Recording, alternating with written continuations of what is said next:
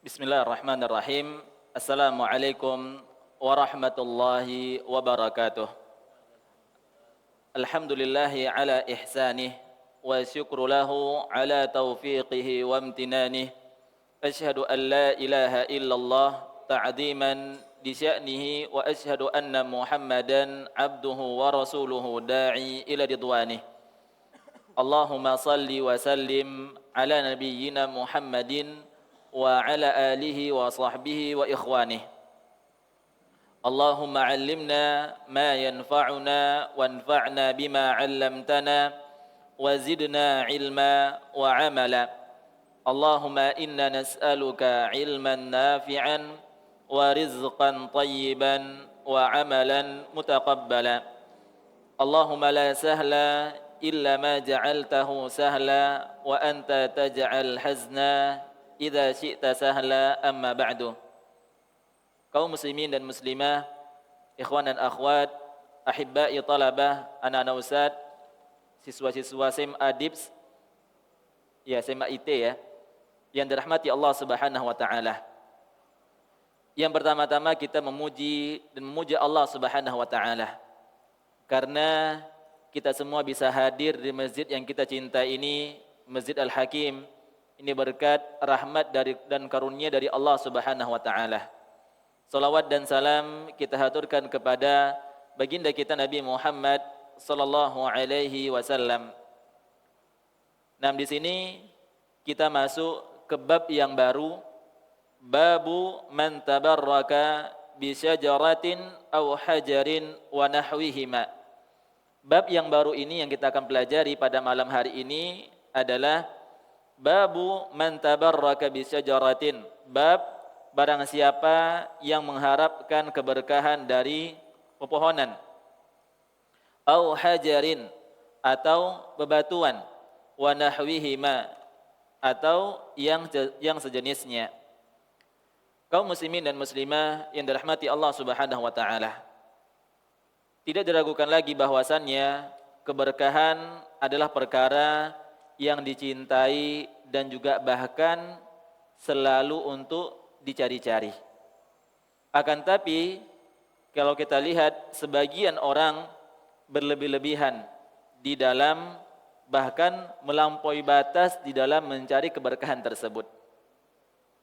Sehingga tidak jarang ada orang karena mereka berlebih-lebihan melampaui batas di dalam mencari keberkahan, bahkan tidak sedikit mereka jatuh dalam perkara-perkara kesyirikan kepada Allah Subhanahu wa taala. Hal ini menunjukkan bahwasannya betapa pentingnya kita mengetahui apa-apa saja dan bentuk-bentuk dari keberkahan tersebut. Sehingga kalau kita mengetahui apa-apa saja bentuk keberkahan tersebut, sehingga kita terhindar dari jatuh hal-hal yang mengandung unsur-unsur kesyirikan kepada Allah Subhanahu wa taala. Dan kalau kita lihat di negeri kita ini, dan ini merupakan hal yang sangat menyedihkan sekali. Yang mana banyak di antara orang mereka sangat-sangat ambisius, sangat-sangat berambisi sekali dalam mencari keberkahan, bahkan walaupun mereka harus menempuh perjalanan yang cukup jauh, berjam-jam atau bahkan berhari-hari. Ada yang dinamakan dengan wisata religi dan yang lain-lainnya. Ya, mereka bahkan rela menempuh jarak sekian kilometer, ratusan kilometer, berjam-jam dan bahkan berhari-hari agar mereka mendapatkan tempat yang mereka tuju tersebut untuk mendapatkan keberkahan di sana. Ada orang yang menjadi tempat yang diberkahi tersebut berupa kuburan katanya, dan untuk membuat orang-orang di sana lebih nyaman sehingga infrastrukturnya pun dipercantik. Ya, terus lalu diperbagus, dilengkapi. Ya, kalau tempatnya itu dibuat lantainya dari keramik, dikasih atap dan yang lain-lainnya. Ya, ditambah lagi dengan ada tukang parkirnya, Ya, agar intinya semuanya ini membuat kenyamanan mereka di sana. Ya, sampai seperti itu jam mereka untuk mencari keberkahan ini. Maka di sini kaum muslimin dirahmati Allah Subhanahu wa taala, bahkan ada orang itu dia ketika mereka berdoa di sana lebih khusyuk daripada mereka berdoa bahkan lebih daripada Masjidil Haram. Mereka berdoa di sana lebih khusyuk, baca Al-Qur'annya lebih banyak dan macam-macam. Ya. Jadi mengetahui perkara-perkara atau hal-hal yang mendatangkan keberkahan atau jenis-jenis keberkahan ini merupakan hal yang sangat penting untuk kita pelajari bersama. Dan di sini kita coba meringkas tentang keberkahan. Apa makna berkah tersebut? Dalam arti bahasa, berkah itu artinya adalah ziyadatun, tambahan dan juga menetap. Yang pertama dikatakan oleh ahlul lughah, ahli bahasa mengatakan barakal ba'iru yabruku burukan. Onta itu dia yabruk. Apa itu yabruk? Yabruk itu dia menderem atau duduk. Ya, jadi yang tepat itu kalau mengucapkan ada orang yang mendapatkan hasil yang baik, kita katakan barakallahu laka, semoga Allah memberkahimu, atau mubarakun, anta mubarakun, semoga kamu ini diberkahi oleh Allah Subhanahu wa taala. Bukan mabruk. Ya, mabruk itu diambil dari kata baraka ya buruku. Artinya onta yang duduk, onta yang menderem itu namanya bahasa Arabnya baraka ya buruku. Artinya kalau kita katakan mabruk anta, artinya apa? Ya, kamu diduduki onta. Ya, itu artinya. Karena baraka ya buruku itu duduk, onta itu dia menderem itu dia duduk. Jadi onta baraka ya buruku ketika dia duduk, dia menetap. Jadi berkahan itu apa? Menetap dan bertambah. Dan juga disebutkan oleh ahlu lughah, barakah itu diambil dari kata juga al-birkah. Birkah itu apa? Ya, air yang dia menetap seperti kolam atau danau. Maka ini disebut dalam bahasa Arab birkah. Ya, karena dia airnya menetap, tidak mengalir kemana-mana dan dia bertambah. Jadi arti secara bahasa barakah itu adalah artinya adalah ziyadatul khair, tambahan kebaikan dan menetap. Ini secara bahasa. Lalu yang kedua, keberkahan seluruhnya berada di tangan Allah Subhanahu wa taala. Ya, keberkahan itu berada di tangan Allah Subhanahu wa taala.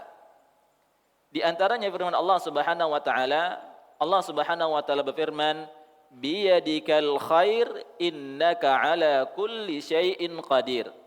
Di tanganmu lah kebaikan. Jadi makna kebaikan di sini adalah keberkahan. Kebaikan artinya adalah kebaikan. Biyadikal khair, di tanganmu lah kebaikan, di tanganmu lah keberkahan. Berarti semua keberkahan itu berada di tangan Allah Subhanahu wa taala. Innaka ala kulli syai'in qadir. Sesungguhnya engkau maha mampu dari segala sesuatu. Dan juga firman Allah Subhanahu wa taala, "Wa ma bikum min ni'matin faminallah." Apapun kenikmatan yang ada padamu itu semua datangnya dari Allah Subhanahu wa taala. Jadi nikmat, semua kenikmatan yang kita rasakan saat ini yang tidak mungkin untuk kita hitung satu persatu. Kenikmatan itu juga termasuk dari keberkahan. Jadi wa ma bikum min ni'matin, apapun kenikmatan yang engkau dapatkan itu semua datang dari Allah Subhanahu wa taala. Karena keberkahan itu berada di tangan Allah Subhanahu wa taala. Dan juga Allah Subhanahu wa taala berfirman, "Qul inna fadla biyadillah yu'tihi man yasha." Katakanlah, sungguhnya al-fadl, karunia itu berada di tangan Allah Subhanahu wa taala. Yu'tihi man yasha.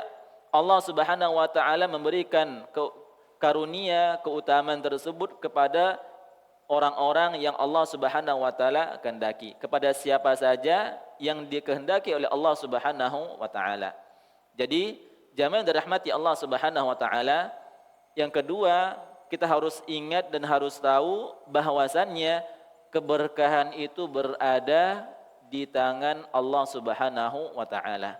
Jadi kalau kita ingin mendapatkan keberkahan, maka caranya minta langsung kepada Allah Subhanahu wa taala.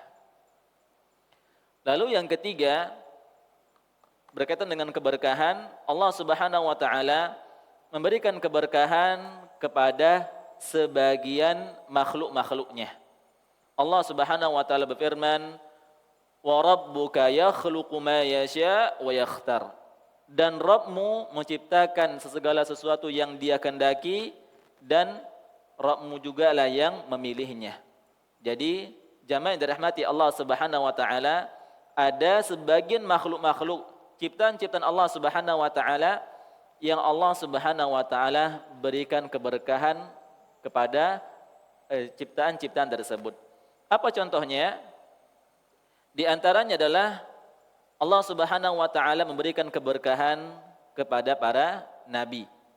Ya, di antaranya firman Allah Subhanahu wa taala, "Qala inni 'abdullahi ataniyal kitab wa ja'alani nabiyyan wa ja'alani mubarakan aina ma kuntu." Ya, ini adalah perkataan Nabi Isa alaihi salam, "Qala inni 'abdullah." Sungguhnya aku ini adalah hamba Allah Subhanahu wa taala. Nabi Isa mengatakan bahwasannya Nabi Isa itu adalah hamba Allah Subhanahu wa taala. Bukan seperti yang dikatakan oleh orang-orang Nasara bahwasannya Nabi Isa adalah anak Tuhan. Padahal di sini Nabi Isa mengatakan bahwasannya inni abdullah. Sungguhnya aku ini adalah hamba Allah Subhanahu wa taala. Ini merupakan bantahan kepada orang-orang Nasrani. Ataniyal kitab, yang mana Allah Subhanahu wa taala memberikan kitab kepada Nabi Isa alaihi salam. Apa kitabnya yang diturunkan kepada Nabi Isa? Kitab Injil. Ya. Wa ja'alani nabiyyan, dan Allah Subhanahu wa taala telah menjadikanku, kata Nabi Isa, seorang nabi. Wa ja'alani mubarakan aina ma kuntu, dan Allah Subhanahu wa taala telah menjadikanku keberkahan dimanapun aku berada. Ya, jadi Allah Subhanahu wa taala memberikan keberkahan kepada para nabi. Di antaranya Nabi Isa dan juga Nabi Muhammad dan nabi-nabi sebelum-sebelum dari Nabi Muhammad sallallahu alaihi wasallam. Jadi Allah Subhanahu wa taala memberikan keberkahan yang pertama kepada para nabi alaihi wassalam. Dan yang kedua, Allah Subhanahu wa taala memberikan keberkahan pada tempat-tempat. Ya. Jadi di muka bumi ini ada banyak tempat di muka bumi ini. Akan tapi hanya ada 3 tempat yang Allah Subhanahu wa taala istimewakan. Ya, di antaranya adalah apa? Masjidil Haram, kota Mekah, kota Madinah, dan Masjidil Aqsa. Ini di antara tempat-tempat yang Allah Subhanahu wa taala istimewakan. Yang mana kata Rasulullah sallallahu alaihi wasallam, la tushaddur rihal. Tidak boleh kalian bersusah payah atau bersafar jauh, ya, berletih-letih, kecuali kepada 3 tempat ini. Jadi kita tidak boleh misalkan kita mau bersafar dengan niat ingin sholat di Masjid Istiqlal. Tidak boleh. Ya, kenapa? Karena tidak ada keutamaan Masjid Al-Istiqlal dengan masjid-masjid yang lainnya. Maka tidak boleh seorang anak mau bersafar ingin sholat di Masjid Istiqlal. Tidak boleh. Karena Rasulullah SAW bersabda, la tushaddur rihal. Jangan kalian bersusah payah dalam menempuh perjalanan untuk mengerjakan atau beribadah atau mengunjungi tempat-tempat kecuali 3 tempat ini, kata Rasulullah sallallahu alaihi wasallam. Jadi Allah Subhanahu wa taala memberikan keberkahan tempat-tempat di antaranya yaitu Mekah, Madinah dan Masjidil Aqsa. Lalu yang berikutnya ada waktu-waktu yang Allah Subhanahu wa taala berkahi. Apa waktu-waktu tersebut? Di antara waktu-waktu yang Allah Subhanahu wa taala berkahi adalah bulan Ramadan, yang mana jika kita mengamalkan atau beramal di bulan Ramadan, walahu hasanatun, kata Rasulullah sallallahu alaihi wasallam, maka pahalanya mendapatkan 10 kali lipat. Walahu bi'ashri amsalha ila 700 di'fin. Bahkan Allah Subhanahu wa taala balas sampai 700 kali lipat. Jadi jamaah yang dirahmati Allah Subhanahu wa taala, satu amalan yang kita kerjakan di bulan Ramadan, Allah Subhanahu wa taala balas dengan berkali-kali lipat. Kita bersedekah di bulan Ramadan, satu kebaikannya Allah Subhanahu wa taala balas dengan 700 kali lipat. Ini menunjukkan bahwasannya bulan Ramadan merupakan bulan yang diberkahi oleh Allah Subhanahu wa taala. Jadi di sini Allah Subhanahu wa taala memberkahi waktu, di antaranya adalah bulan Ramadan. Lalu apa lagi selain di bulan Ramadan? Ada malam Lailatul Qadar. Lailatul Qadri khairun min alfi syahrin. Malam Lailatul Qadar itu lebih baik daripada 1000 bulan. Ya, kalau kita mengerjakan ibadah di malam Lailatul Qadar, maka amalan tersebut lebih baik daripada kita kerjakan selama 1000 bulan. 1000 bulan, jamaah dirahmati Allah Subhanahu wa taala, kalau kita compare ke tahun, itu sekitar 80-an tahun. Artinya, satu ibadah yang kita kerjakan, misalkan kita sholat di malam Lailatul Qadar, itu setara kita mengerjakan ibadah sholat tersebut selama 80 tahun lebih. Ya, umur kita belum tentu sampai 80 tahun lebih. Ini menunjukkan bahwasannya malam Lailatul Qadar merupakan malam yang diberkahi oleh Allah Subhanahu wa taala. Karena keberkahan itu apa tadi jamaah? Ziyadatul khair, tambahan kebaikan. Satu kebaikan Allah Subhanahu wa taala berikan berkali-kali lipat balasannya. Ya, jadi selain Ramadan ada malam Lailatul Qadar. Dan juga apa lagi? 10 awal bulan Zulhijjah. Allah Subhanahu wa taala berfirman, "Wa layalin 'ashar." Demi malam yang 10. Kata para ulama, makna dari malam 10 ini adalah 10 hari pertama di bulan Zulhijjah. Jadi di antara para ulama mengatakan bahwasannya kalau dihitung mana yang lebih afdal antara 10 hari terakhir bulan Ramadan dengan 10 awal bulan Zulhijjah, mana yang lebih afdal? Apa, Pak? Ya, kalau malamnya, kalau kita hitung malamnya, maka yang lebih afdal itu 10 malam terakhir di bulan Ramadan. Kalau siangnya, ya. Kalau dihitung siangnya, kalau kita ingin mengerjakan amalan di siangnya, yang lebih afdal itu, yang lebih utama adalah 10 awal pertama bulan Zulhijjah. Ya. Jadi masing-masingnya memiliki keutamaan. Kalau kita ingin memperbanyak amalan di malam hari, maka 10 hari terakhir bulan Ramadan itu yang lebih afdal. Kalau kita ingin mengerjakan amalan di siang hari, maka 10 hari awal bulan Zulhijjah yang lebih afdal, yang lebih utama. Jadi di antara keberkahan waktu adalah 10 awal bulan Zulhijjah. Yang berikutnya adalah hari Jumat. Ya, hari Jumat termasuk jamaah, ya besok hari Jumat termasuk hari yang Allah Subhanahu wa taala berkahi. Ya. Jadi makanya kita disyariatkan di hari Jumat itu untuk memperbanyak amalan-amalan sunnah. Ya, karena hari Jumat termasuk merupakan hari atau waktu yang Allah Subhanahu wa taala berkahi. Ini yang ketiga, berkaitan tentang waktu.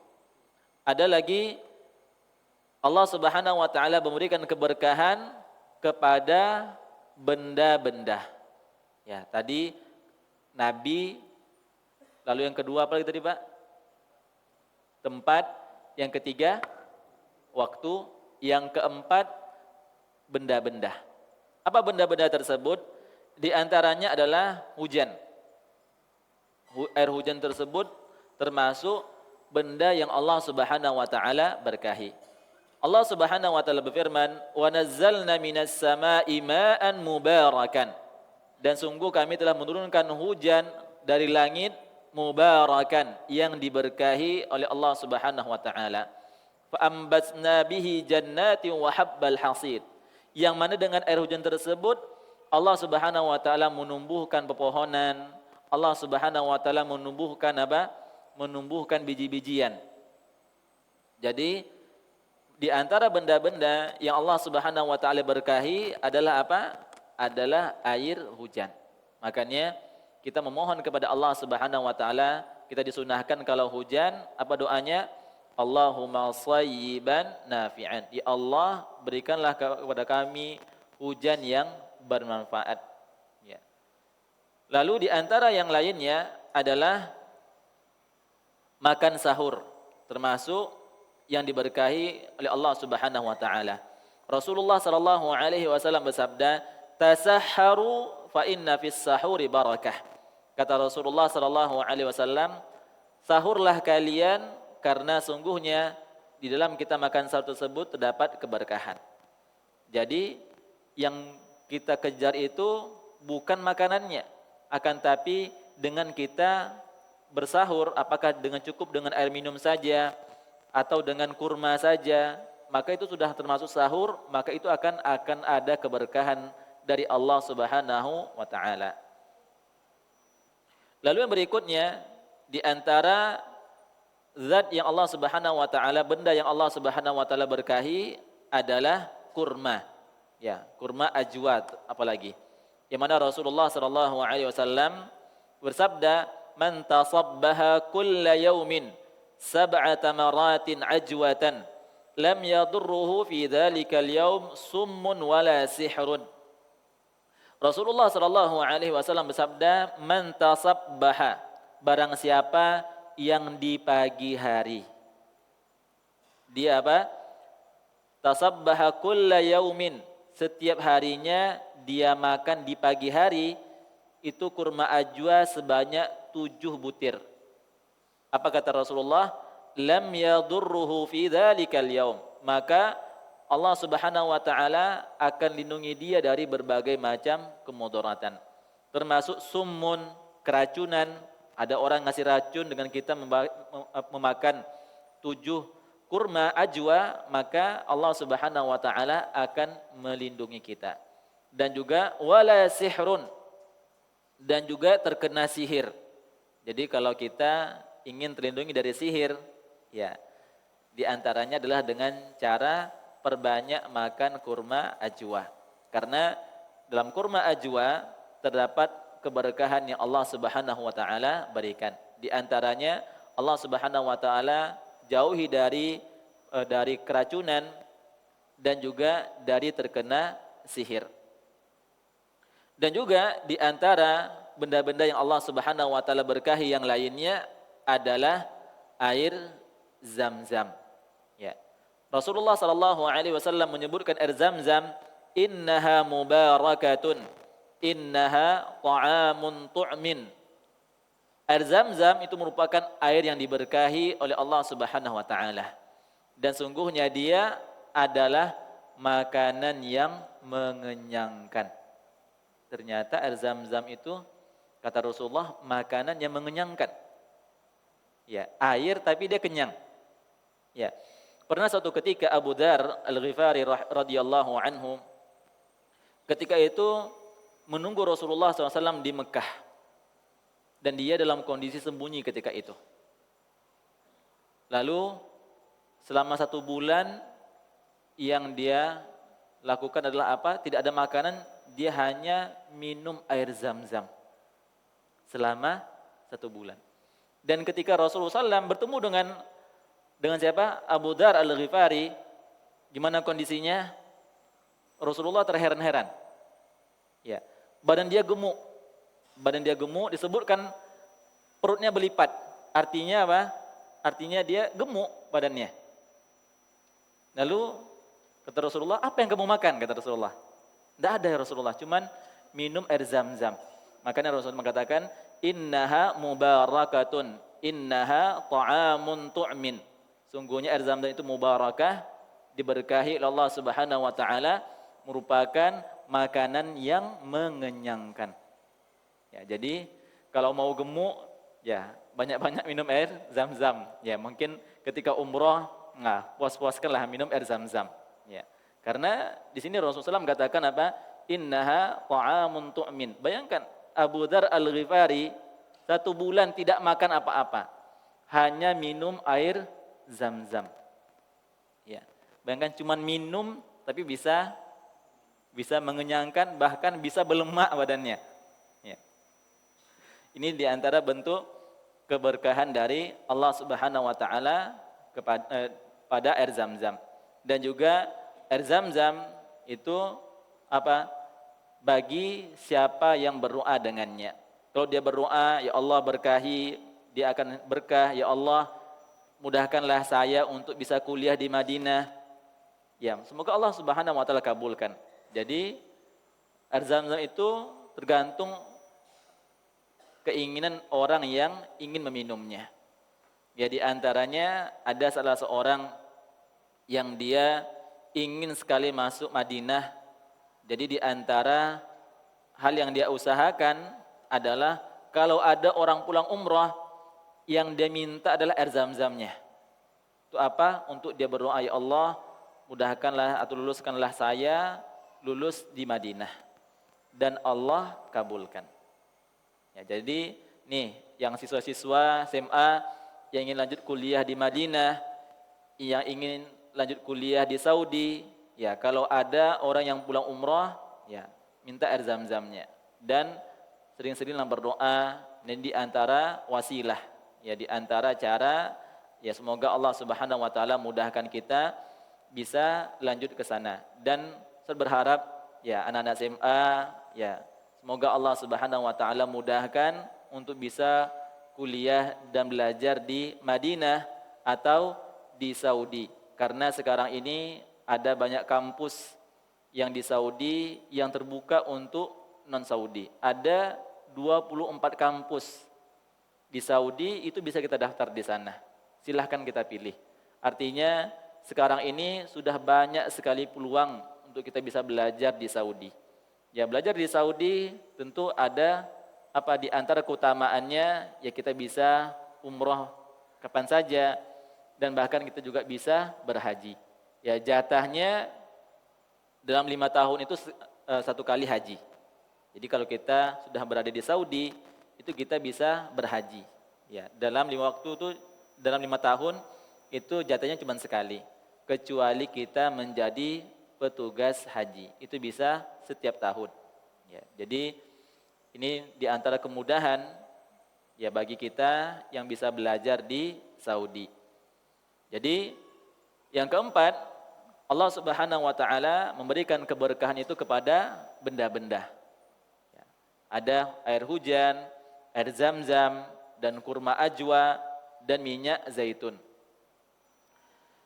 Yang berikutnya, kaum muslimin dan muslimah yang dirahmati Allah Subhanahu wa taala, keberkahan itu dibagi menjadi 2.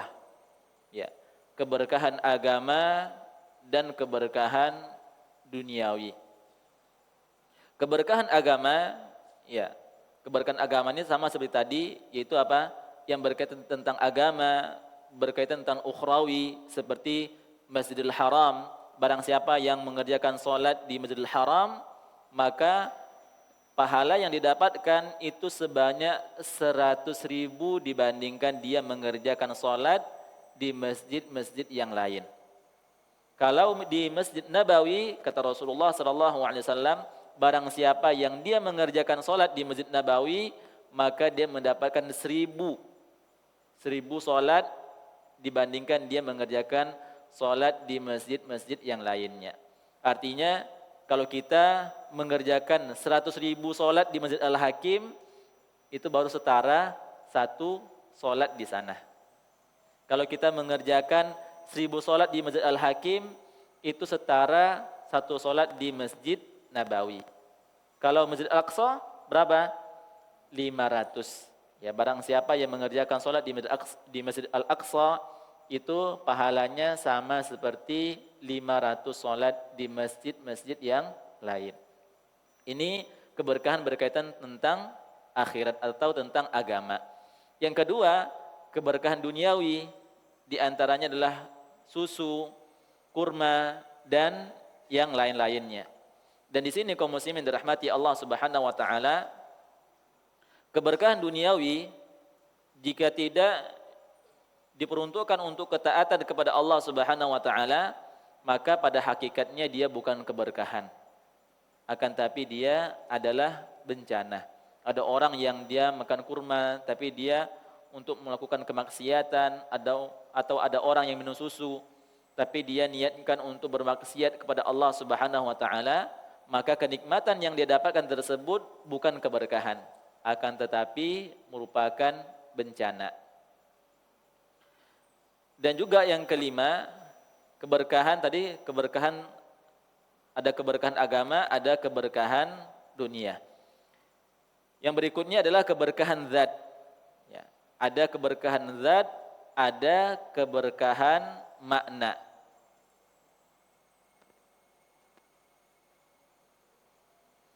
Keberkahan zat adalah apa? Keberkahan seperti tadi, air Zam-Zam adalah keberkahan, kurma kurma ajwa ada keberkahannya juga, dan jasad para nabi. Jasad para nabi tersebut ada berkahnya. Ya, nanti kita akan lebih rincikan nanti di nomor 6, keberkahan jasad Rasulullah sallallahu alaihi wasallam. Adapun keberkahan makna adalah keberkahan tanah suci. Ya. Keberkahan tanah suci itu didapatkan dengan beribadah kepada Allah Subhanahu wa taala. Ya, bukan datang kita ke Madinah, datang kita ke Mekah, kita ambil tanahnya supaya kita dapat keberkahan. Maka ini keliru, salah. Ya, keberkahan tanah suci itu dengan kita beribadah kepada Allah Subhanahu wa taala. Ya, bukan tanahnya kita ambil, tidak, tapi dengan kita memperbanyak ibadah, maka kita akan mendapatkan keberkahan dari Allah Subhanahu wa taala. Kenapa? Karena al-ardul muqaddasah, tanah suci itu la tuqaddis sukkaniha. Dia tidak mensucikan penduduk yang ada di dalamnya. Orang-orang yang dahulu yang tinggal di kota Mekah dan mereka melakukan kesyirikan kepada Allah Subhanahu wa taala, apakah dia mendapatkan keberkahan? Jawabannya tidak. Jadi keberkahan tempat itu didapatkan dengan apa? Dengan beribadah. Bukan diambil tanahnya, ada orang ke tanah suci diambil batunya. Ini batu dari Mekah ini. Ya, ada berkahnya tidak? Tidak ada berkahnya sama sekali. Karena keberkahan tanah suci itu dengan kita beribadah di dalamnya. Dan juga sama dengan apa? Dengan apa? Dengan batu Ka'bah, bangunan Ka'bah. Kan batu tuh. Apakah batu Ka'bah itu berkah? Tidak. Yang berkah itu Ka'bahnya, bukan batunya. Ya Pak, di zaman Rasulullah SAW dahulu sebelum beliau diutus, ya Ka'bah itu direnovasi, diganti batu-batunya. Ya, jadi keberkahan Ka'bah itu bukan di batunya, tapi Ka'bah itu sendiri. Jadi ada orang ambil batu Ka'bah, oh ini batu Ka'bah, ya tidak ada keberkahannya sama sekali. Karena keberkahan Ka'bah itu dengan apa? Dengan kita bertawaf di sana. Dengan kita berkiblat di sana, itu baru dia berkah. Bukan apa? Bukan zatnya yang berkah. Jadi keberkahan di sini adalah keberkahan maknawi. Ya. Jadi kalau kita ingin mendapatkan keberkahannya itu dengan kita beribadah kepada Allah Subhanahu wa taala. Dan juga sama dengan waktu. Ya, bulan Ramadan, 10 awal bulan Zulhijjah, itu didapatkan keberkahannya dengan apa? Dengan beribadah. Oh, ini bulan Ramadan, maka pasti kita mendapatkan keberkahan? Tidak. Betapa banyak orang yang di bulan Ramadan melakukan kemaksiatan. Apakah dia mendapatkan keberkahan? Tentu jawabannya tidak. Kenapa? Karena dia tidak beribadah. Karena mendapatkan keberkahan di waktu-waktu tersebut dengan cara beribadah kepada Allah Subhanahu wa taala. Maka tempat itu, waktu tidak akan mensucikan orangnya. Sebagaimana orang-orang munafikin dahulu berada di kota Mekah, berada di kota Madinah. Apakah mereka suci? Jawabannya tidak. Karena Madinah tersebut tidak mensucikan orang yang ada tinggal di dalamnya. Kalau dia adalah orang yang fajir, ya sudah dia fajir, orang yang melakukan kemaksiatan. Jadi keberkahan orang yang berada di Madinah atau di Mekah itu didapatkan dengan memperbanyak ibadah. Jadi jamaah yang dirahmati Allah Subhanahu wa taala, kalau kita Allah Subhanahu wa taala takdirkan untuk bisa berangkat umrah, maka perbanyaklah ibadah di dua tanah suci tersebut. Apapun ibadahnya. Apakah dengan mengerjakan sholat, bersedekah kita di sana, berbuat kebaikan di sana, itu caranya agar kita mendapatkan keberkahan. Ya, bukan tanahnya yang diambil, bukan batunya yang diambil. Ya. Bahkan Umar radhiyallahu anhu mengatakan kepada Hajar Aswad. Hajar Aswad merupakan batu yang termulia di muka bumi ini. Tidak ada batu yang lebih mulia daripada Hajar Aswad. Kenapa? Karena langsung dari surga. Apa kata Umar? Inni a'lamu annaka hajarun la tadurru wa la tanfa'. Apa kata Umar? Saya tahu bahwasannya kamu itu adalah batu. Tidak mendatangkan manfaat, tidak juga mendatangkan kemudaratan. Batu yang paling mulia di muka bumi. Ternyata tidak bisa mendatangkan manfaat, tidak bisa juga mendatangkan kemudaratan. Akan tapi, kenapa Umar mencium Hajar Aswad? Karena melihat Rasulullah SAW mencium Hajar Aswad. Kalau bukan karena dicium oleh Rasulullah SAW, maka Umar pun tidak akan menciumnya. Jadi Hajar Aswad, ya, kita mendapatkan keberkahannya karena kita mengikuti Nabi SAW. Bukan karena dia batunya batu dari surga, ya, batu yang suci, tidak. Akan tapi kita melakukan mencium Hajar Aswad karena dalam rangka ittiba'ur Rasul, untuk mengikuti Rasulullah SAW. Ya. Yang berikutnya berkaitan dengan keberkahan secara zat adalah keberkahan jasad Nabi SAW. Terdapat banyak dalil yang menunjukkan bahwasannya tubuh Nabi SAW penuh dengan keberkahan. Dari rambut beliau, air liurnya, dan juga apapun yang ada di tubuh Nabi SAW, dan juga apa yang digunakan oleh Nabi SAW, baik pakaiannya, baik ridanya, selendangnya, dan apapun yang digunakan oleh Rasulullah SAW, semuanya berkah. Makanya dahulu para sahabat, mereka ketika Nabi SAW berwudu itu ditampung airnya, ya, karena ada keberkahan. Dan apapun, para sahabat mereka berusaha mencari keberkahan dari tubuh Rasulullah SAW. Dan ini jamaah yang dirahmati Allah Subhanahu wa taala, tidak bisa dikiaskan dengan selain Rasulullah SAW. Dan ini hanya berlaku khusus untuk Rasulullah SAW saja. Tidak berlaku kepada selain dari Rasulullah SAW. Padahal di situ ada para sahabat.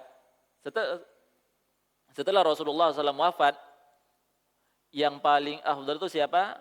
Adalah para sahabat. Ya, di antaranya Abu Bakar As-Siddiq radhiyallahu anhu, Umar, Utsman dan Ali. Ada banyak para sahabat, mereka memiliki keutamaan dan fadilah. Bahkan ada di antara para sahabat tersebut yang telah dijamin untuk masuk surga. Tapi tidak ada satu orang pun sahabat yang mengambil keberkahan kepada Abu Bakar, mengambil keberkahan kepada Umar, yang mengambil keberkahan kepada Utsman, yang mengambil keberkahan kepada Ali, tidak ada. Padahal para sahabat mereka adalah orang-orang yang mulia. orang-orang yang saleh, bahkan kesolehan mereka tingkat tinggi. Ya. Akan tapi tidak ada satu orang pun sahabat yang diambil keberkahannya. Ya. Atau ada di antara para sahabat yang saling tukar baju untuk mengambil keberkahan, tidak ada. Ya. Karena keberkahan zat tadi itu hanya berlaku kepada Rasulullah sallallahu alaihi wasallam saja. Bahkan para tabi'in yang mana mereka sangat-sangat memuliakan para sahabat, mereka juga tidak melakukan demikian kepada para sahabat. Yang mereka hormati, muliakan para sahabat, tapi tidak berlebih-lebihan, bukan diambil keberkahannya, tidak. Ya, karena sekali lagi kita katakan yang diambil keberkahannya tersebut hanya Nabi sallallahu alaihi wasallam. Rambut beliau, ya air liurnya ataupun ya apapun yang ada pada Rasulullah sallallahu alaihi wasallam. Ya, tidak boleh kita kiaskan. Akan tapi ternyata ada orang yang mengatakan demikian. Yang dia mengkiaskan, boleh kok orang soleh itu diambil keberkahannya sebagaimana Nabi.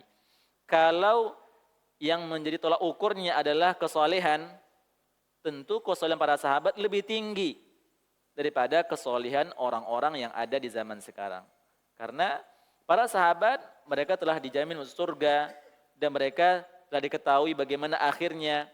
Ya, adapun kita, ya ada orang yang kelihatannya soleh, belum tentu dia meninggal dalam kondisi yang soleh. Ya, karena kalau kita ingin lihat bagaimana kondisi seorang tersebut, apakah dia adalah orang yang baik ataukah tidak, dilihat dari akhirnya. Kalau dia wafat dalam kondisi yang baik, maka insya Allah dia adalah orang yang baik, orang yang saleh. Innamal a'malu bil khawatim, kata Rasulullah sallallahu alaihi wasallam, sungguhnya amalan itu tergantung dari akhirnya. Ya. Jadi kalau kita lihat orang saleh, ya kita lihat nanti bagaimana akhirnya. Kalau dia adalah akhir yang baik, dia tetap soleh sampai akhir, maka dialah orang yang soleh. Jadi kalau menjadi tolak ukurnya adalah kesolehan, yang kata mereka, ya orang soleh itu kan sama dengan Nabi. Nabi kan orang soleh. Ya, kalau kesolehan yang menjadi patokan, maka tentu para sahabatlah yang lebih berhak untuk ditiru, untuk diambil keberkahannya. Karena para sahabat mereka adalah orang-orang yang memiliki keutamaan, orang-orang yang telah dijamin Allah Subhanahu wa taala untuk masuk surga. Lalu kalau sekiranya yang menjadi tolak ukurnya adalah apa? Kesolehan, tentu tidak ada orang yang lebih soleh daripada Nabi sallallahu alaihi wasallam. Siapapun, bahkan sekelas Abu Bakar pun kesolehannya sangat-sangat jauh daripada kesolehan Nabi sallallahu alaihi wasallam. Kalau kesolehan Abu Bakar saja sudah sangat jauh, apalagi kesolehan orang-orang yang jauh daripada Abu Bakar. Ya, jadi ini tidak bisa menjadi dikiaskan, tidak bisa menjadi tolak ukur. Maka tidak boleh siapapun orang soleh tersebut diambil keberkahannya, tidak boleh. Karena ini sekali lagi kita katakan ini hanya berlaku kepada Nabi sallallahu alaihi wasallam. Ya, kalau seandainya ada orang soleh yang diambil ludahnya, ya, maka orang nanti sering memberikan ludah nanti. Ya, bukannya datang keberkahan, malah datang penyakit. Ya, jadi lagi kita katakan bahwasannya keberkahan jasad, keberkahan zat dalam tubuh itu hanya kepada para nabi saja, ya kepada Nabi sallallahu alaihi wasallam, tidak kepada selainnya. Jadi tidak boleh kita mengambil keberkahan, oh ini berkahnya orang soleh ini, ada syekh yang ini sisa, diambil keberkahannya, tidak. Ya tidak ada sama sekali keberkahannya. Jadi keberkahan zat itu hanya berlaku kepada Rasulullah sallallahu alaihi wasallam. Karena buktinya para sahabat tidak pernah di antara mereka saling mengambil keberkahan, tidak ada. Padahal para sahabat adalah orang yang paling mulia. Khairun nasi qarni, kata Rasulullah sallallahu alaihi wasallam, manusia yang terbaik adalah di zamanku, kata Rasulullah sallallahu alaihi wasallam. Jadi ini dia bentuk-bentuk keberkahan.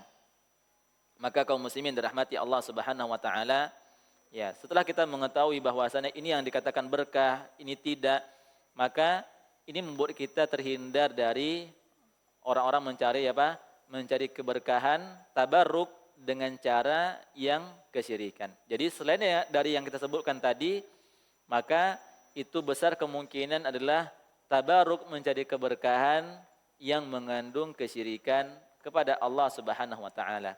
Atau tabarruk yang tidak ada contohnya dari Rasulullah sallallahu alaihi wasallam. Maka kaum muslimin dirahmati Allah Subhanahu wa taala, ini pentingnya kita mempelajari tentang apa? Tentang apa-apa saja bentuk-bentuk keberkahan yang intinya agar kita terhindar dari mencari keberkahan yang mengandung kesyirikan kepada Allah Subhanahu wa taala. Ya, jadi hal-hal yang seperti ini perlu kita pelajari bersama dan perlu kita mengajarinya kepada yang lainnya agar yang lain juga paham apa saja yang keberkahan tersebut, sehingga mereka terjauhkan juga dari hal-hal keberkahan yang mengandung kesyirikan kepada Allah Subhanahu wa taala. Ya, sangat sedih kita melihat ada orang yang jauh-jauh datang ya untuk mencari berkah ya di tempat tersebut, dia ibadah ya, bahkan dia lebih khusyuk lagi ibadahnya di sana dan lebih banyak dia bersedekah di sana. Ya, bahkan mereka ketika berkunjung tempat tersebut bersedekahnya lebih banyak. Ya. Bahkan kotak infaknya itu dibuka itu ya. Nggak tahu tuh kemana perginya uangnya tuh.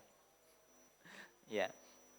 Pernah ya ada di berita ada orang katanya itu adalah kuburan yang dikeramatkan segala macam. Ternyata setelah dibongkar kosong.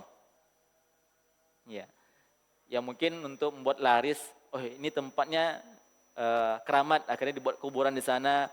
Ya, dijadikanlah ini tempatnya kuburan si fulan. Ya, dikaranglah cerita-cerita berbagai macam. Ya, kisah-kisah seperti ini banyak. Ya, banyak kuburan-kuburan yang dianggap keramat ternyata isinya kosong. Ya, padahal itu sudah seperti masjid. Ya, banyak orang berinfak di sana. Ya, maka hal seperti ini jamaah yang dirahmati Allah Subhanahu wa taala perlu kita sampaikan kepada kaum muslimin sehingga mereka pun terjauhkan dari hal-hal yang mengandung kesyirikan kepada Allah Subhanahu wa taala. Ya, mungkin ini yang bisa kita pelajari bersama tentang keberkahan. Ya. Kita masuk ke sesi pertanyaan. Ya. Ya, silakan Pak Edi. Sebutkan bentuk-bentuk keberkahan ringkasan. Ya, silakan. Maknanya. Ya, makna keberkahan adalah bertambahnya, menetapnya kebaikan. Ya. Terus Pak Edi? Ya, keberkahan tersebut milik Allah. Jadi keberkahan itu datangnya dari Allah Subhanahu wa taala. Ya, Allah berikan kepada siapa saja yang diinginkan. Ya, kepada para nabi, kepada waktu bulan Ramadan, 10 hari terakhir, 10 awal bulan Zulhijjah, ya. Terus sepertiga malam terakhir, ya. Tempat keberkahan, tempat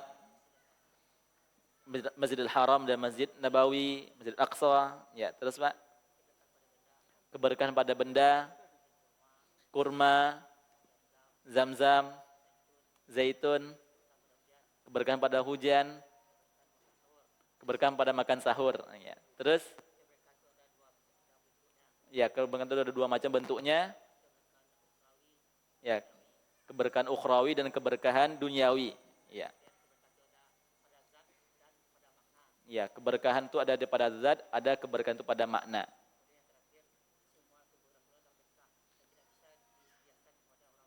Ya, seluruh tubuh Rasulullah itu berkah, tidak bisa dikiaskan kepada yang lainnya. Masya Allah. Pak Edi dengan hafalan. Masya Allah. Barakallahu fikum. Silakan Pak Edi.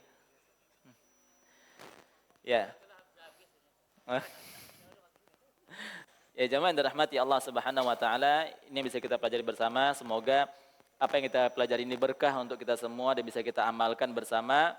Ya, kita cukupkan dengan membaca doa kafaratul majlis. Subhanakallahumma wa bihamdika asyhadu an la ilaha illa anta astaghfiruka wa atubu ilaik. Assalamualaikum warahmatullahi wabarakatuh.